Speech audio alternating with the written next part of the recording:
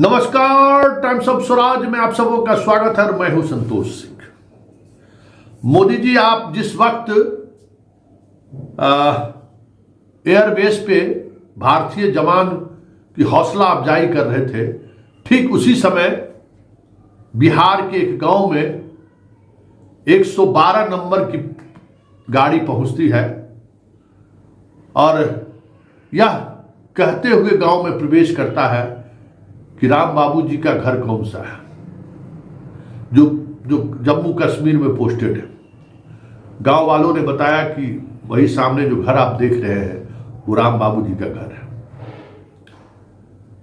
और फिर 112 पर तैनात अधिकारी ने उनके घर के लोगों को बुलाकर कहा कि राम बाबू जी अब इस दुनिया में नहीं रहे, शहीद हो गए।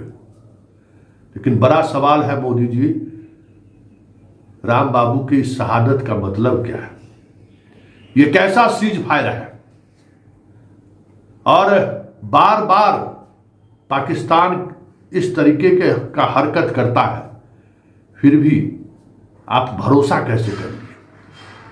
क्योंकि राम बाबू लड़ते लड़ते शहीद नहीं हुआ है, राम बाबू को धोखे से मारा गया है। और वो भी उस वक्त जब आप देश को संबोधित कर रहे थे, कल रात को देश को संबोधित कर रहे थे कि हमने सीज फायर किस परिस्थिति में किया और अभी हालात सामान्य हैं। ठीक उसी समय आपके राष्ट्र के नाम से संदेश में कोई खलल न पड़े, इसलिए राम बाबू पाकिस्तान की तरफ से छोड़े गए ड्रोन से देश को बचाने के लिए अपने आप को सामने लाकर खड़ा कर दिया। सुनिए मोदी जी, ये जो जनाब है ना, 4 महीने पहले अपनी बेटी की शादी राम बाबू से कराई थी। ये कलेजा जो है ना, बिहार के लोगों में ही हो सकता है। इसलिए बिहार के लोग कह रहे हैं कि मोदी जी ये नहीं चलेगा। जरा सुनिए, 4 महीने पहले जो बाप अपनी बेटी की डोली उठाई विदा की थी, आज वो बाप अपने दामाद के अर्थी आने का इंतजार कर रहा है। फिर भी उसके चेहरे पर दर्द नहीं है, आंखों में आंसू नहीं है, लेकिन गुस्सा है। गुस्सा है उस सरकार से, गुस्सा आपसे है कि इनके दामाद को छल से मारा गया। इनके दामाद सीज फायर होने के बाद कल जब राष्ट्र के नाम आप संदेश दे रहे थे, उस वक्त हुए ड्रोन हमले से देश को बचाने के लिए इसने अपनी जान न्यौछावर कर दिया। ये छल इसलिए कहते हैं। राम बाबू के शहीद होने के लिए जिम्मेवार कौन है? इनके शहादत को लेकर सवाल हो रहे हैं, इसका जवाब कौन देगा? जरा सुनिए मोदी जी, एक लड़की के बाप का कलेजा, मतलब महसूस कर सकते हैं आप, महसूस भी नहीं कर सकते हैं कि 4 महीने पहले अपनी बेटी की शादी उस राम बाबू से कराई थी।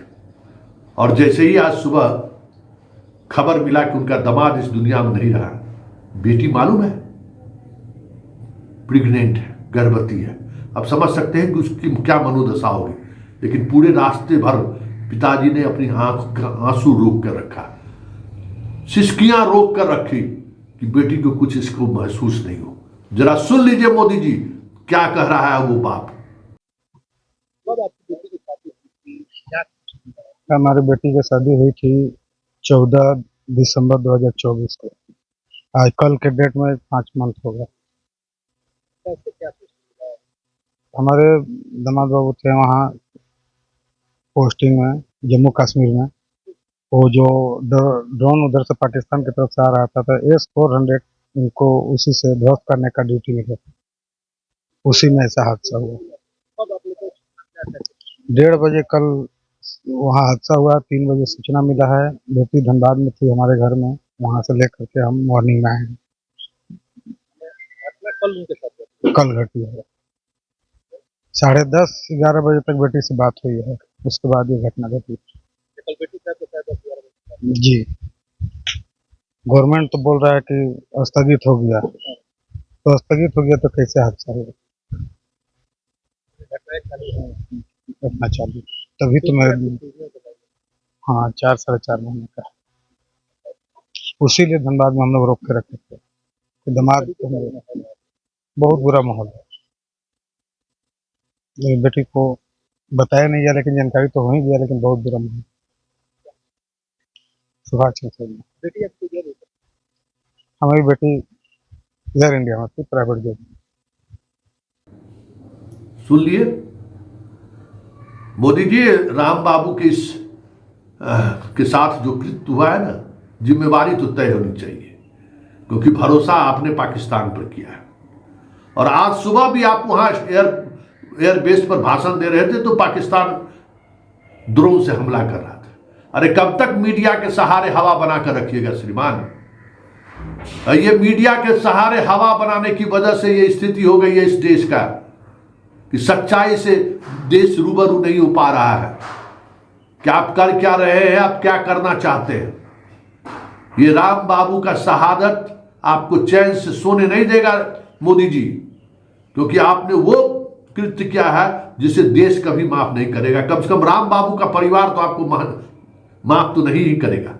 सुन लीजिए उसके परिजन का, उसके भाई का की बात सुन लीजिए क्या कह रहा है, और देख लीजिए उसके परिवार का धैर्य। कोई पुरुष रो नहीं रहा है, आसपास के लोग, क्योंकि रोने की स्थिति में राम बाबू की मां की स्थिति बिगड़ सकती है। राम बाबू की 4 महीने की पहले शादी हुई जो पत्नी आई है, उसका मन स्थिति बिगड़ सकता है। उसको कहां पता था कि जिस पति से रात में भी बात हुई और थोड़ी देर बाद इस तरीके की घटना हो जाएगी। सब लोग तो अपने अपने बैरक में लौट आए थे कि चलिए युद्ध विराम हो गया, अब सीज फायर हो गया, अब कोई ऐसी स्थिति नहीं है। लेकिन हमारा ये जवान देश के लिए अपना सीना आगे कर दिया, पाकिस्तान को उस नापाक ड्रोन को समाप्त करने के लिए खुद को आगे ला दिया। जिम्मेवारी तो तय होनी चाहिए मोदी जी, चाहे जिसके ऊपर जिम्मेवारी हो, क्योंकि राम बाबू का शहादत नहीं है। राम बाबू को चक्रव्यूह में फंसाकर छल से मारा गया है। ऐसे में इनकी शहादत को जाया नहीं दिया जा सकता है। बिहार के लोग जरा सुनिए, उसके परिवार के लोग, उसका भाई क्या कह रहा है। अगर थोड़ी भी संवेदनाएं मोदी जी बची होगी तो इस राम बाबू के ससुर, राम बाबू की पत्नी के पिताजी और राम बाबू की भाई की बात सुनकर अगर थोड़ी भी शर्मिंदगी बची होगी तो जरा सोचिए इस सीज फायर का मतलब क्या है। और बेटा सुदान का शहीद हो गया है, कैसे आप लोग को सूचना मिली? 112 वाले आए, वही हमको बताए कि ऐसे बात है। कब उनकी ज्वाइनिंग हुई? ज्वाइनिंग 7 साल के लगभग हो रहा अभी, उनकी नौकरी करते हुए। घर में कितने ही तो भाई हैं? एक बहन है, 2 भाई हैं। क्या करते भाई है लोको पायलट में है। हैं? उनकी शादी हो गई है, कब शादी हुई है, क्या कुछ? लगभग 4 महीना हो अभी शादी हुए। कब आए थे वहाँ से? कब मुलाकात हुई? होली में आए थे, होली के बाद होली बिता करके गए ये सब। कब कहाँ मतलब पोस्टिंग की? इनका पोस्टिंग जम्मू में था। आप लोग फोन पर कब बात हुई है लास्ट में? हमसे तो 1 हफ्ता लगभग 10 रोज हो रहा, पहले बात हुआ था। बोल रहे थे कि हम आएंगे अभी थोड़ा दिन में। अब तो बोले पत्नी की ठीक है। स्थिति क्या है? अभी उनको कुछ नहीं बताया गया है। प्रेग्नेंट है? हाँ, कि वो भी मतलब कि एकदम बेहोश पड़ जाएंगी, इस करके कुछ नहीं बताया जा रहा है। पिता भी नहीं है? पिता नहीं है, मम्मी को भी उनके नहीं बताया जा रहा है कुछ भी। किस तरीके से आप देख रहे हैं, जिस तरीके से युद्ध हुआ, एक और लाल आज अपनी जान गंवा दी, आप लोग के परिवार में और गांव में किस तरीके से इसको देख रहे हैं? बहुत ज्यादा मतलब कि दुख की बात है, बहुत दुख हो रहा है। शशिकांत, क्या है? हम उनके चाचा हैं, छोटे चाचा।